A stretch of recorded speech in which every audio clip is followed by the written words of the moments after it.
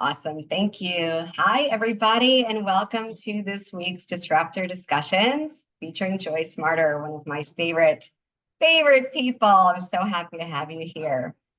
We always get started right on time because I love to be respectful of everyone's time, and we will have some more people coming in, I'm sure, but I'm so happy for the ones we've got here already. Before I get started, I always forget to mention this, you guys. If you have questions for Joyce as she gets started, please place them in the Q&A section, and we'll make sure to get to them. It's such an amazing opportunity to get direct advice from the queen of financial mindset herself. Okay, so my name is Jennifer Frye, and I am the CEO and founder of Appreciated Asset Business Solutions, where we create, build, and fill sales pipelines for industry disruptors. We do that by placing intentional sales strategy for our clients with done for you as well as done with you services.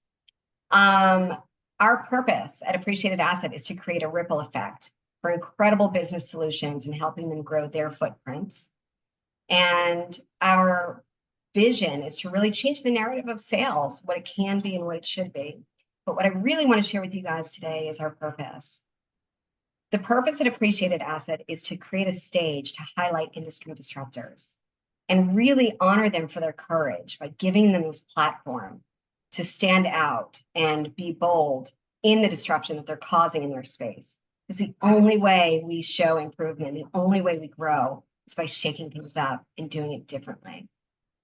So with that said, we started the Disruptor Discussions several months ago, and every week we get on and I highlight a different industry disruptor and a different incredible human who is making a difference in a very different way in their space. But most importantly for us business owners, experts that are helping us drive more revenue to our businesses with their expertise. And while that's what we do for our clients, there are so many ways to do that beyond a sales strategy. And so every week we love to highlight different experts to show exactly how their expertise can contribute to helping you grow your business. Okay, I always like to share with you guys something that's new with us. Personal front, I am back from Paris. We were able to get to Paris for the Olympics in the middle of a tropical storm, albeit, so there was a little bit of stress trying to get out of town, but we were able to manage and get out actually a day early. Thank you, Delta, which also allowed us to have an extra day in Paris, which was amazing. So we are back. Super inspired, and the message that I really want to share with you guys about that this week is take the trip. I had been talking about this trip for a year and back and forth and wouldn't book the ticket, and I was like, I just couldn't get myself to pull the trigger and commit, even though it's something I really, really wanted to do. And I have to tell you, the moment that I did, the moment that I committed to doing what I really, really wanted, everything else fell in place for us. It's like the universe organized to make it work and to make it happen and actually to make it better than what we originally planned for it to be. So my advice that I really hope you take is take the trip. Find out what you've really been wanting to do and commit to it, whatever that looks like for you. And then send pictures because we want to see all about it so we can add it to our lists for trips to take. I am so excited to introduce to you our guest today, Joyce Marter. Joyce and I met through a networking group several years ago, and she is so magnetic and so brilliant that I just was like, anywhere that I can be in your space, just tell me and I'll be there. I've learned so much from her about my financial mindset and things that are, the thing I love about Joyce, you guys, is she is both woo and she's incredibly practical at the same time. And I think it's her combined experience and wisdom that's really brought her such a unique perspective to help us remove the taboo about talking about money. I think we can all agree that money is historically a taboo subject, especially for women. And for me living in the South, I will tell you, especially in the South, it is taboo, it's tacky, or it's not classy. I don't know what it is, but I've never felt that way. And so I love to find other people who want to have these conversations and maybe get uncomfortable, but also do it in a way that removes all the shame and the judgment that we have had and all these stories we've told ourselves for years and help us really unravel those. So Joyce, thank you for being that for me. I appreciate you beyond words. I'm going to read her bio, which you guys, she gave me a short bio, which shows you how humble this woman is, because she has accomplished so much in her career, and it's like beyond that I'm going to have her share with you guys. But she sent me this bio that's a paragraph. We could have gone on for days on her. Joyce is a licensed psychotherapist, entrepreneur, global keynote speaker, and internationally published author. She founded, built, and successfully sold a multi-million-dollar mental health company. She is a contributor to Psychology Today, Money Geek, Choosing Therapy, and more. Joyce is the author of The Financial Mindset Fix, a mental fitness program for an abundant life, which has been published in 4 languages and received 8 book awards. She is renowned globally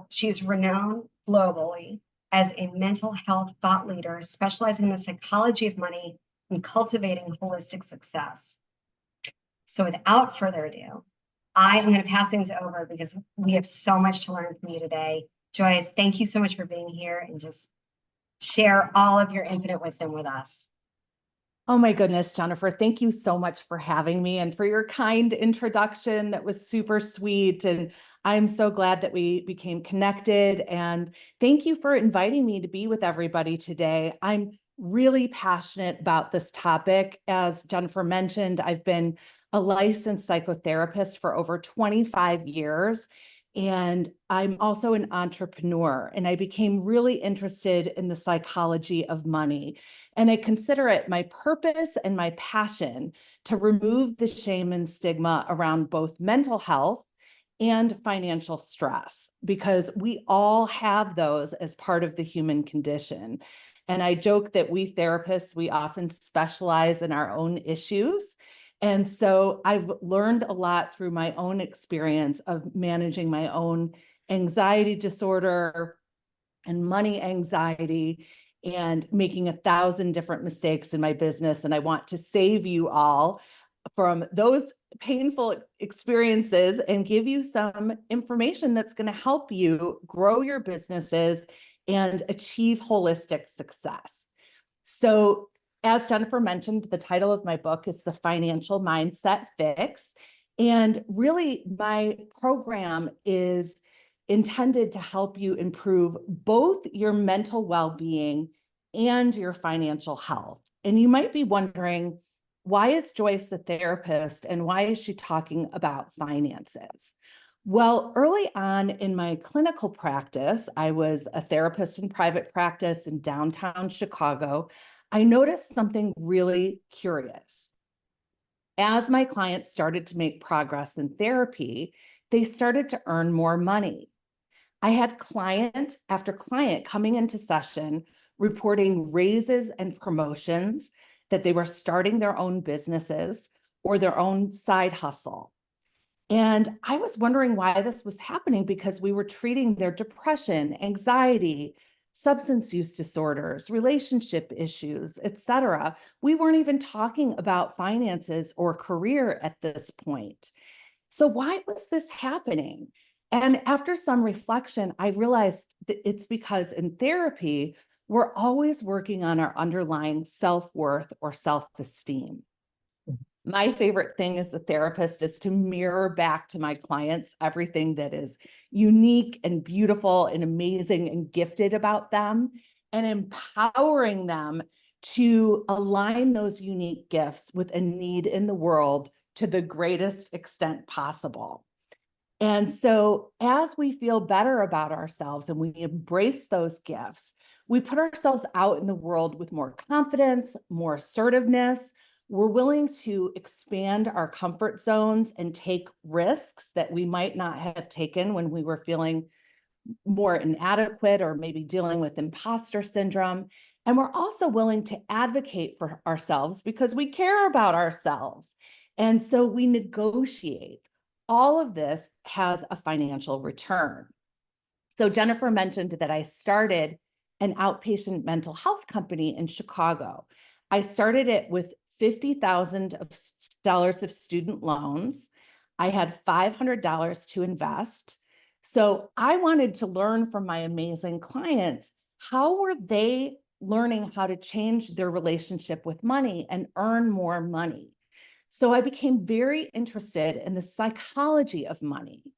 And money is kind of like food and nutrition and exercise. We know what we need to do, but it's our psychology that causes self-limitation and self-sabotage.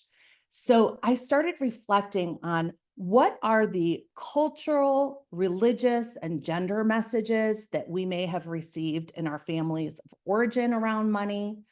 What is our intergenerational financial trauma? What did our parents and grandparents go through with regard to money? Because that lives in our epigenetics. It actually lives in our DNA. So that pre-programs how we are going to respond to financial stress. And so we have to work at shifting our thoughts about money. We may have a scarcity mindset around money, which is really common during times of economic uncertainty that we're experiencing now. My father had a scarcity mindset around money because he was born during the Great Depression. So that mindset is rooted in the idea that there aren't enough jobs or resources or opportunities for all of us, so we need to be fearful and competitive with others. According to cognitive behavioral therapy, our thoughts precede our emotions and behaviors. So if we have negative, catastrophic, or fear-based thinking around money, that through self-fulfilling prophecy is going to become our reality. So we want to pay attention to our self-talk around money. Are you having positive thinking or are you having fear-based thinking? This is really important to become mindful of. We also want to look at how we respond emotionally to money. A lot of us experience shame or fear or anxiety around money. I made 1,000 mistakes when starting my business, and I ended up in cash flow hell. I didn't have enough money to pay my staff or my rent on time. This was because the greater the business got, the bigger it got, the more money was outstanding in insurance claims, and I couldn't meet the gap. And so I struggled with insomnia and panic attacks. I had a lot of shame and anxiety around money. And many of us have these negative emotions around money. And so a lot of my program is helping us neutralize that with proven techniques from psychology and from therapy. We also want to look at our behaviors around money. Do we have any compulsive or impulsive tendencies around money? Do we overspend, or are we kind of miserly? Like Jennifer mentioned, she treated herself to this amazing trip to Paris. And that is part of financial self-care, tending to our dreams within our means. And so we want to make that our reality. We also want to explore our relationship with money and our financial boundaries in our financial relationships, both at home and at work. That might be with your partner. We know financial conflict is one of the main reasons that people experience breakup or conflict or divorce. And I have in the resources that we're sharing with you today, a guide of how to talk about money with your partner. So you'll definitely want to check that out. So there's this intrinsic relationship between mental health and financial health. And I believe we all have mental health as part of the human condition. When I started graduate school at Northwestern University, I was really afraid that my professors were going to see that I deal with an anxiety disorder and that they were going to say, you can't be a therapist because you have your own mental health issues. Well, we don't expect our doctors to have perfect physical health because that's not realistic. We're all human. None of us has perfect physical health and none of us has perfect mental health. We are all works in progress. And so thankfully, my professors recommended that we all seek our own personal counseling and therapy. And that was transformational in my life. So when our mental health is poor, if you're dealing with depression, that might impact your productivity and your motivation around your work and have a financial outcome, a negative financial outcome. You might have a mood disorder like bipolar disorder. A lot of people don't realize that there are lower grade forms of bipolar disorder, like cyclothymia or bipolar 2, which Demi Lovato has come out and said that she has dealt with, as has Catherine Zeta-Jones. I love when celebrities come out and talk about their mental health issues because it's so normalizing. So when we have mental health issues, it can actually cause financial problems. If we have a substance use disorder, that can be, I've worked with clients that were spending $300 a day on their, drugs of choice. Obviously, that's going to impair your financial health. And conversely, when we have financial stress, it can impact our mental health. So many people don't realize that there's something called financially triggered post-traumatic stress disorder. And if you've experienced unemployment or a business failure, or you grew up in poverty, you may have symptoms of financial PTSD. And this can exacerbate depression, anxiety. It can really wreak havoc in a number of areas in your life. And very seriously, 16% of suicides are financially driven, which is so sad and so scary to me. And suicide is at a global 30-year all-time high. And so we want to be mindful that when we ourselves or our loved ones or our neighbors or friends are dealing with financial stress, they may be feeling so desperate that they may have thoughts about hurting themselves. And so I always tell people and share, we are not our money situation.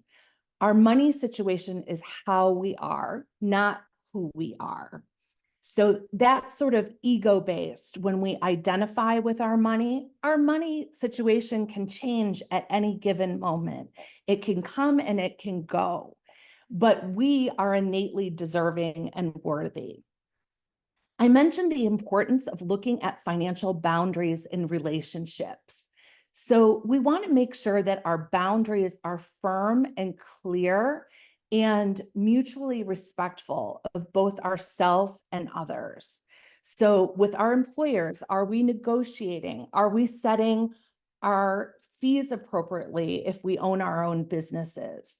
Are we negotiating with vendors? Again, are we communicating with our partner around money? And do we have financial transparency and trust in our relationships? Jennifer and I were talking about our kids before we logged on today and went live. And my kids are in their early 20s. So we want to give our kids financial roots and wings. We want to give them financial stability and security and safety when they're growing up, but we also want to encourage their financial literacy and their financial independence. The research is showing more and more parents are finding themselves in the sandwich generation where we have young adult children and elderly parents that we're caring for, and this can negatively impact our own retirement. So we want to make sure that, of course, we're being compassionate and kind and supportive in our relationships, but we want to make sure that we're not being financially codependent and overly taking responsibility for others and not advocating for ourselves. So definitely pay attention to your boundaries in relationships. And the easiest litmus test is to see if you feel valued, respected, and comfortable. And if you don't, your financial boundaries need to be re-examined. I mentioned previously that a scarcity mindset around money is rooted in fear and lack. It's looking at the problems, it's looking at a limited amount of resources, that there's only, one pie, and if I have a bigger piece of the pie, that means less for you. An abundant mindset is the idea that there is more than enough resources for all of us. And it's really rooted in self-worth. We believe in ourselves, we believe in our unique gifts and talents, and we also celebrate the successes of others. And we recognize that we're interdependent as human beings, and we can lift one another up, as Jennifer and I do, and in our networking group, the Dames, we continue to do that.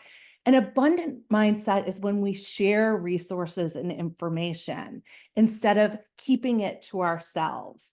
And we're creative, we're open-minded.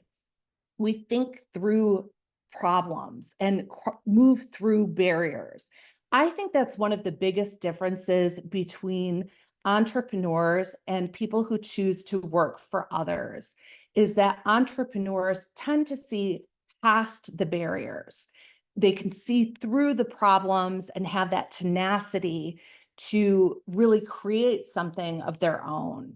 Of course, being an employee is also really important, and we all need to be employees at different points in our life.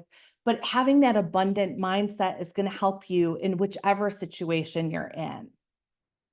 One of the things that I noticed as a therapist is that we all tend to blame others. I've done it myself. The first time I was in therapy, my mother starred in every session.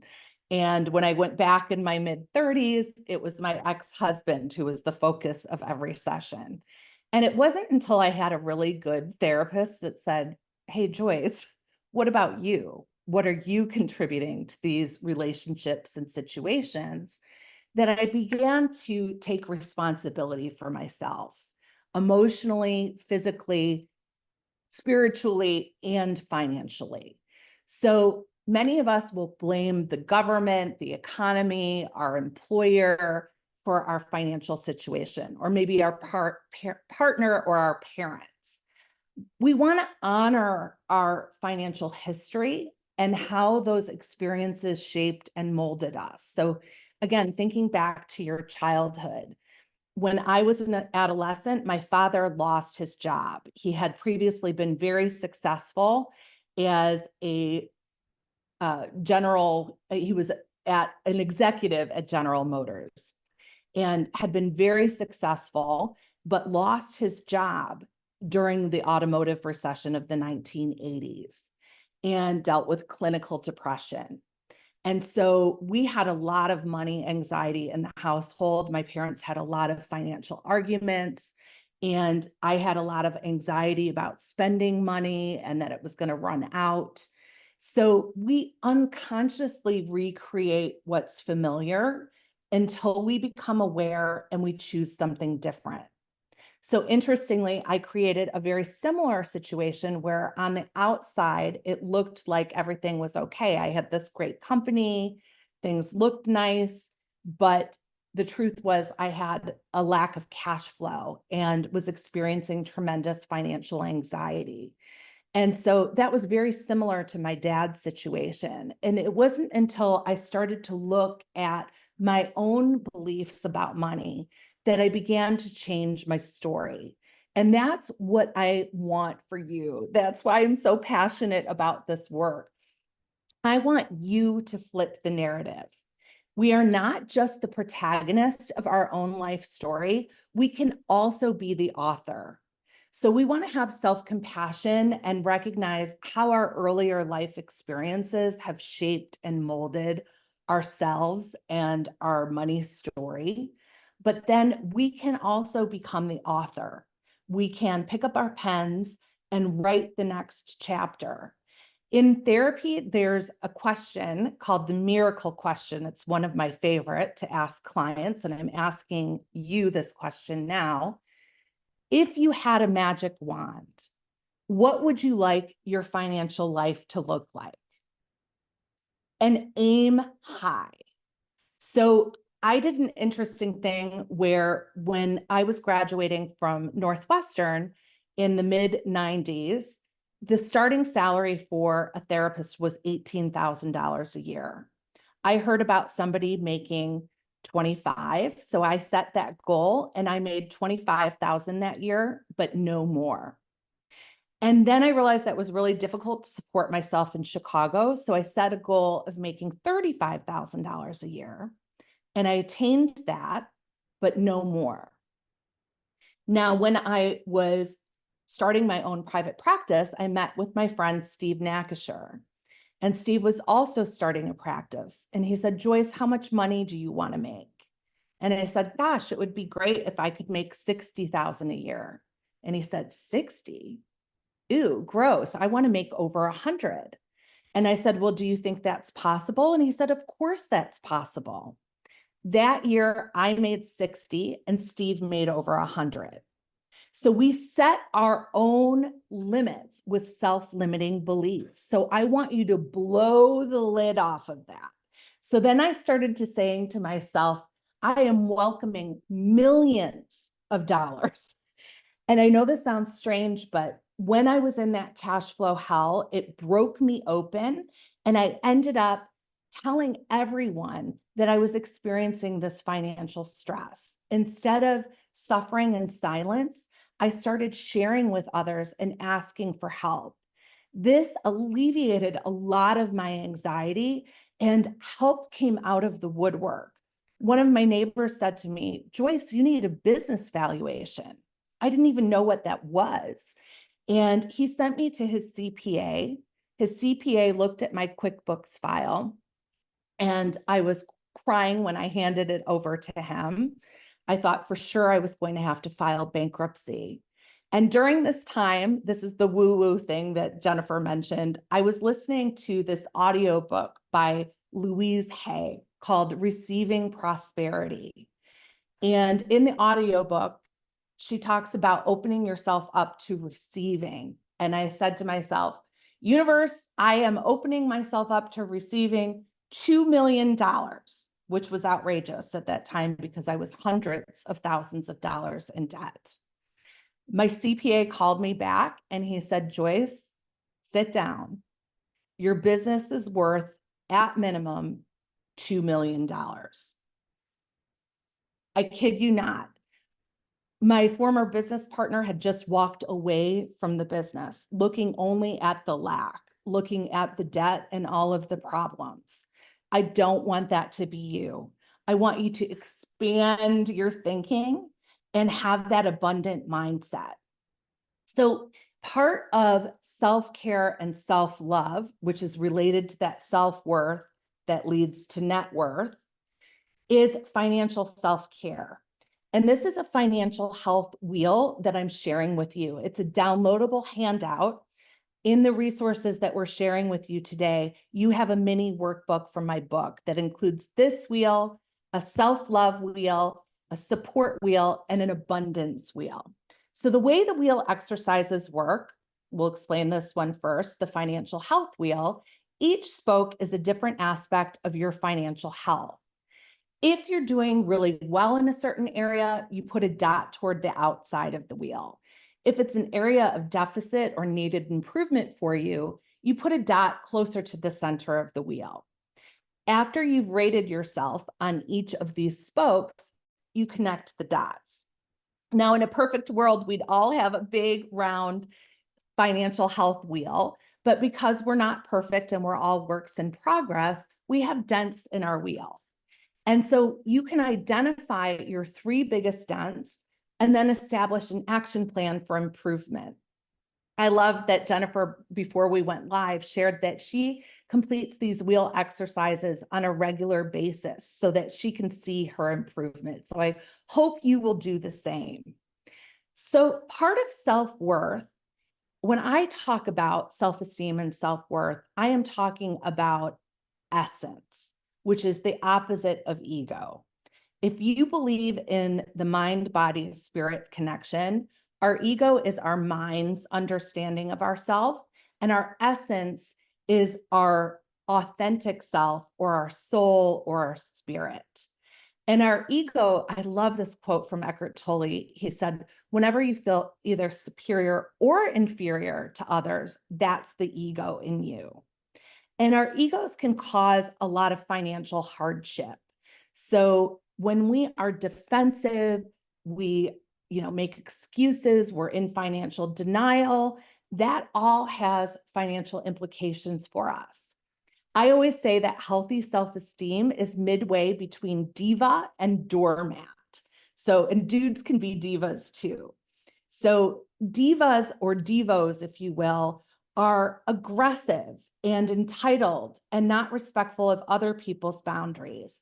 And they may live beyond their means financially. Doormats, on the other end, are under earners, are more passive in their communication or passive aggressive, and allow their own boundaries to be compromised, including financially. Healthy self-esteem is when we honor ourselves and we respect others and we communicate assertively. Getting support around your finances is absolutely critical. All of us is smarter than any one of us. The biggest mistake I ever made was not seeking business and financial consultation soon enough. And I did that out of fear and pride and also kind of being cheap. I didn't invest in it because I didn't think I had the money. And that ended up being very costly.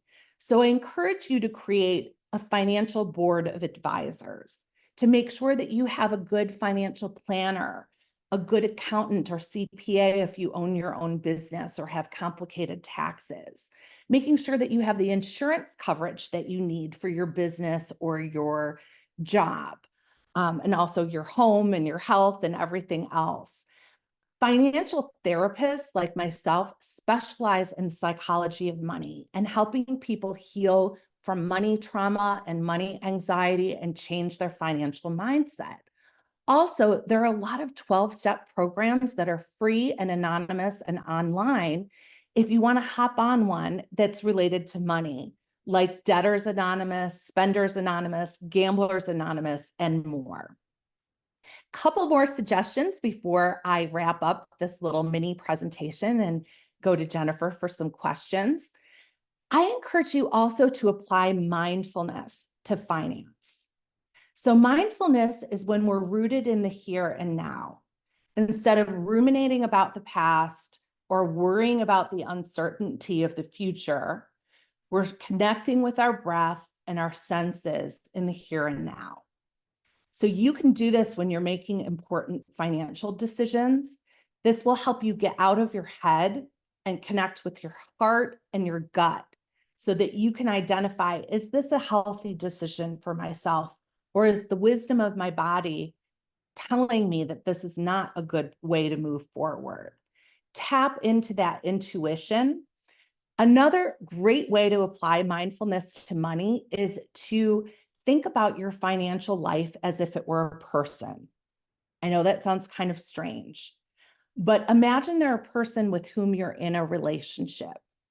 How do you treat them?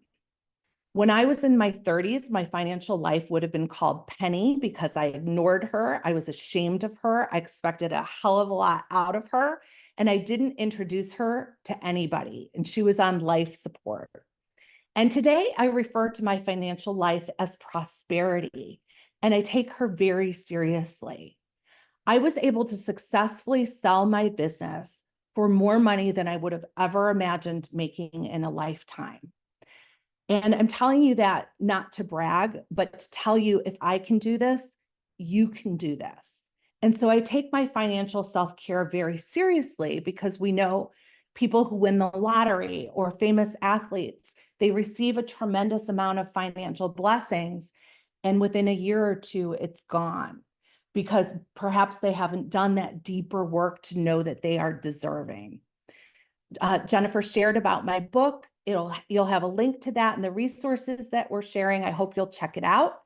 And I'm leaving you today with my definition of success, which is to live life openly, authentically, and lovingly in alignment with the highest good for yourself and others to the greatest extent possible. This is what we need to do to change our lives and to change the planet.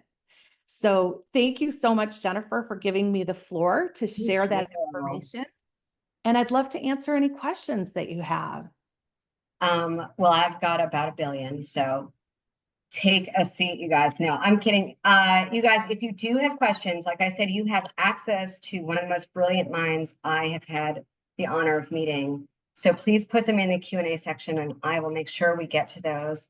And as we wait for those to come in, I want to kind of go through a couple things. I'm going to ask you the 3 questions we ask every guest. But before we do that, I want to go back to where you talked about financial PTSD, because I've never thought of it like that, but it's so true. When you have something happen, the rug's pulled out from under you, it puts you into scarcity. And then when, fortunately, I've come on the other side of that, when there are triggers, it puts me right back there, right? And so, Yes. and I realize it. I mean, I acknowledge it. I see it. I've never thought of it in that way. What it's done with me is made me incredibly proactive, right? But I think sometimes the pendulum sweeps a little bit too far because I'm so vigilant in Yes. checking balances, being over-insured. I want all the insurances of every kind. And I know a lot of that has to do with having the right professionals in your team, but I'm always calling, ask, what about this? Should we have this? Should I make sure, because I want all the bases covered. So how do you, as you recover from a PTSD situation, and I've had 2 significant events in my life that have caused tremendous financial trauma. How do you find balance again, where you get back into the abundance and you see the universe working, but you know that shoe could drop? So how do you go forward? Yes, that is a very deep and important question. And you're right about the pendulum swinging. Sometimes then we have an overcorrection where when we're feeling very out of control, then we become hyper vigilant and almost have some obsessive compulsive features of checking bank accounts, or it's a different way of being fear-based. It's a different way that scarcity mindset presents itself. And you're right, if we've been through financial trauma in the past, there can be triggers in the here and now. And so you mentioned this in your question, that having checks and balances with your advisors is always important. So in a recent meeting with my CPA and my financial advisor, they actually did an intervention with me and said, Joyce, we don't think you have to work as hard as you're working. And we're concerned that you're overdoing, which is not usually what you would imagine hearing from your financial advisors, but I'm saying I can relate to that. So money is about flow. It's like love or the breath.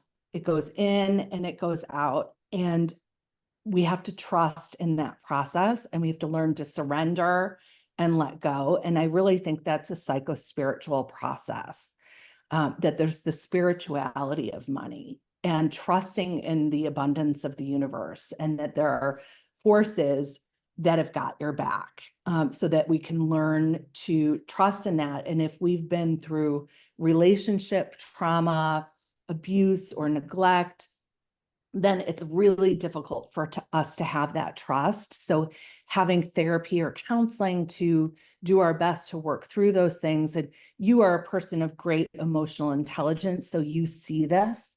So you just might need to have some self-care practices where when you notice those behaviors creeping up, to wrap yourself with self-compassion, to say, this is a normal response to everything that you've been through, to breathe, to meditate, to relax, and to reach out for support.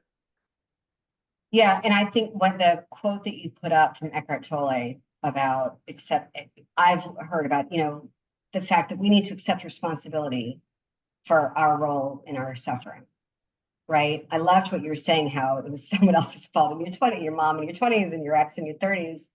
It's so easy to go there, but to realize the role you played, even though you did the best you could with the information you had, you played a role in that story. And it's not our fault.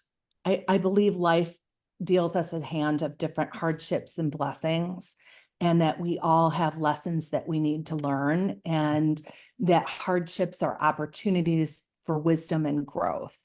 And so it's not that we created those situations, but like you said, we did the best we could with the information that we had at the time. And we're human, we're imperfect. And so again, having compassion for ourselves and others, but just realizing nobody's going to change our financial situation for us. We have to do the work. And I love that you talk about that again, specifically for women, because for me personally, having financial independence saved my life for sure, because it gave me the ability to get my son and I into a situation that was safe when we were in a position that was becoming increasingly unsafe.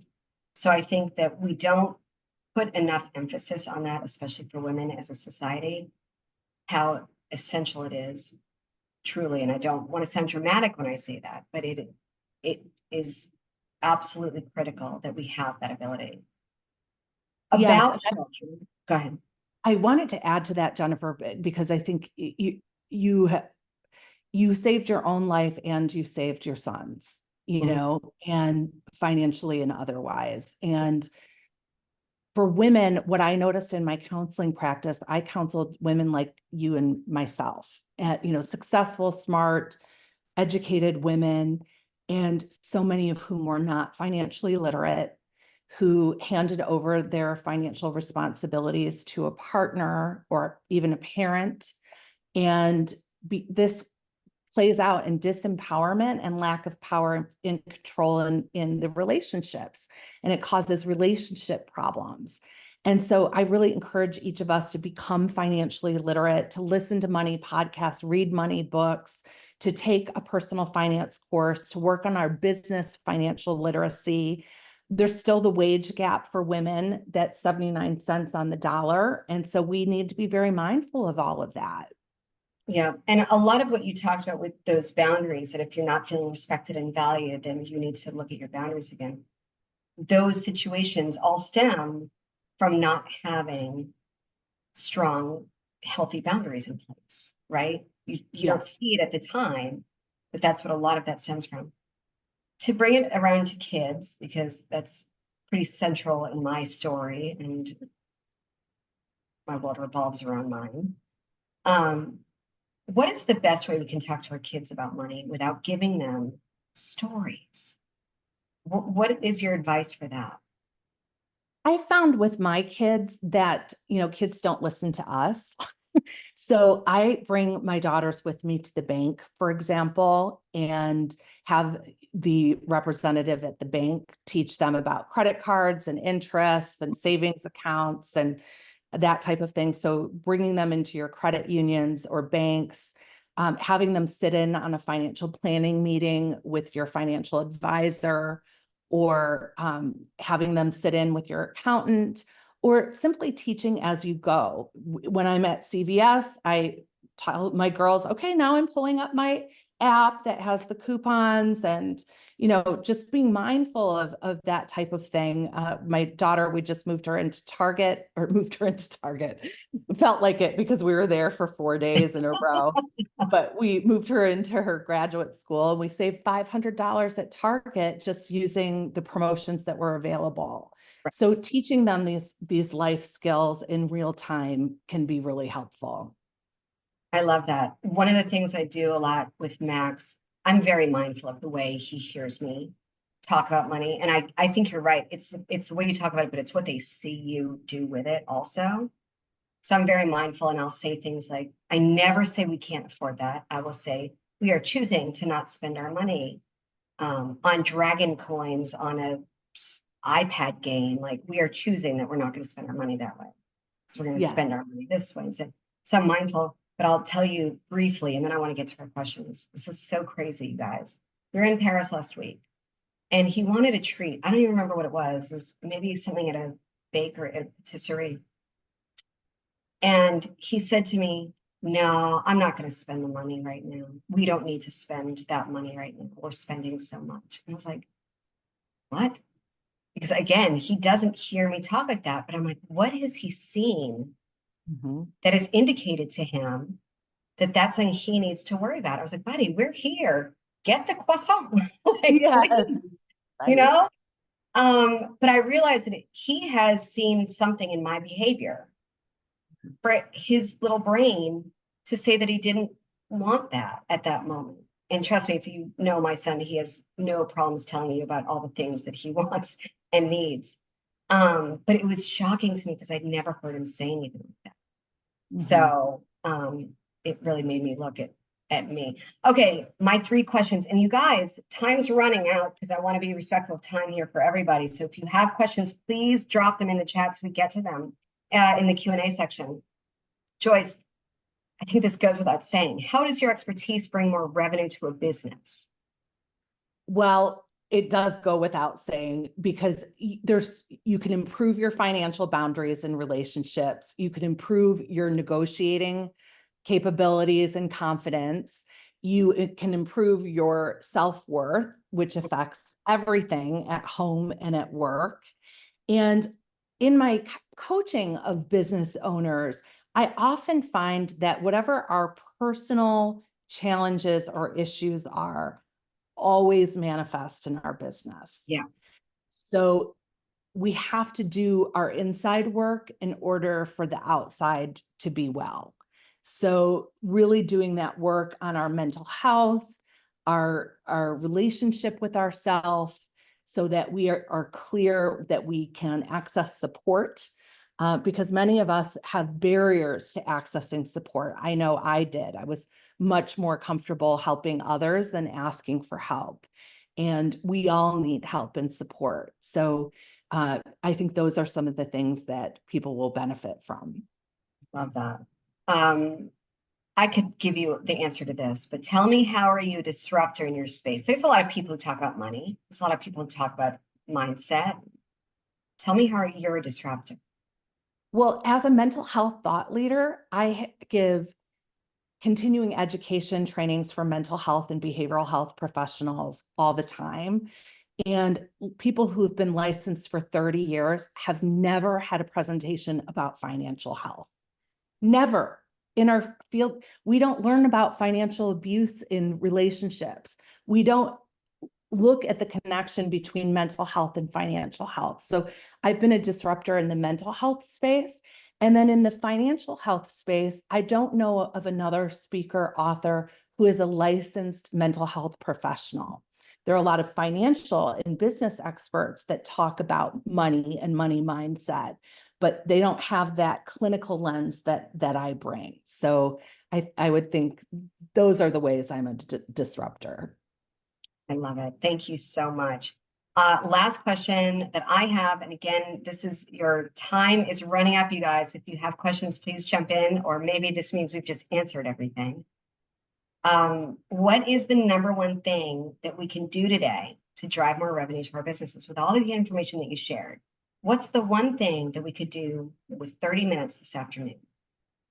I want you to ask yourself that magic wand question. If you had a magic wand, what would you like your financial situation and your business and your life to look like?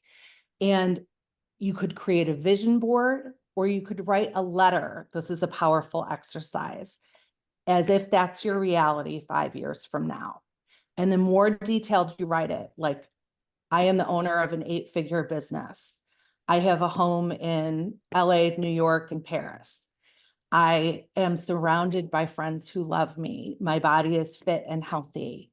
I have so many clients, I'm not able to service them all, or I've had to hire more staff. I now have new services and locations. Write that out. I believe firmly in the power of self-fulfilling prophecy. And if we create that much grander vision for ourselves, we really change the trajectory. I love that. I'm going to add in also, Joyce, I think printing out that financial wheel and just doing one today, it's such a fast exercise. And you can print out 5 copies of the same one and do them a couple months apart, because seeing it, that visual made a huge difference for me. But I'll tell you what you just said. I did this exercise 2 nights ago for the Lionsgate. This is the astrology thing that I'm learning about, that I have a friend say, you have to do this, write it out, be very specific. And I did. And I did at the very end of the night. I almost forgot. I almost just went to bed, but I said, no, I'm going to do this. And I did. And I was so detailed. And you guys, I went to bed. I was so happy. It felt so good. I was so excited. It was like the most restful sleep. It felt incredible to just put it on paper. Pen to paper is what she said. And that's what it sounds like you're saying as well, right? Um, Yes. it felt amazing, and something that I really want to incorporate much more in is the journaling as if, right? As if, exactly. And then you act as if. So you act as if you have achieved your dreams. So you are, like I say to myself, before I published my book, I walked around my house and said, I am an internationally published author and speaker like my hero, Brené Brown. And I said it over and over again. And my best friend, who's also a therapist, and she lives in Charleston near you, she accused me of psychotic optimism. But you know what? The more I said that, I changed my behaviors. And within 2 months, I had 2 book deals, one of them with the publisher of Brené Brown. Amazing. And today I am an internationally published author and speaker. So nothing is too big. So acting as if you have achieved it, it changes your mindset. It changes the way people respond to you and your energy. Yeah. And I also love the idea of like, would, do your actions align with that person?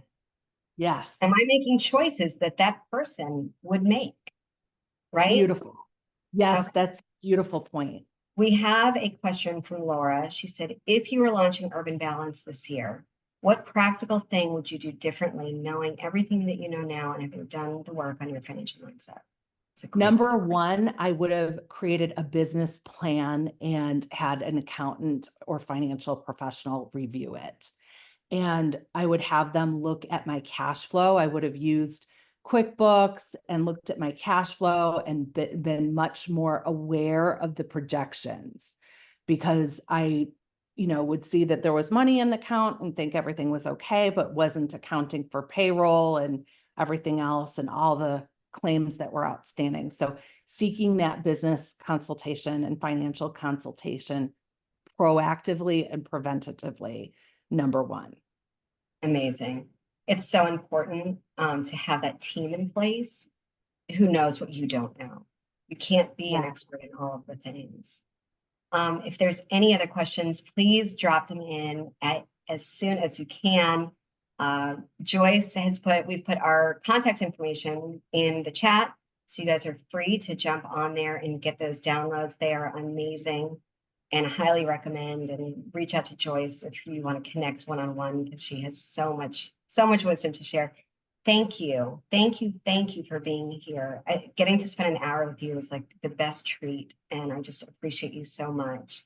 I love your energy, Jennifer, and I appreciate you tons. And thank you for sharing all of these discussions with everyone who's attending. I think this Disruptor series is really cool.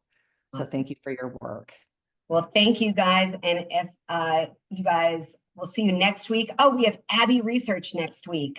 Kristen Donnelly and Erin Hinson will be here talking about training. They are going to be talking about burnout and why burnout is not your fault, why we are all set up in a culture of burnout, and what you can do about it. And they are just brilliant. So I invite you to join us for that. Without further ado, you guys, thank you for being here. Have the very best day ever. I appreciate you all. Bye-bye.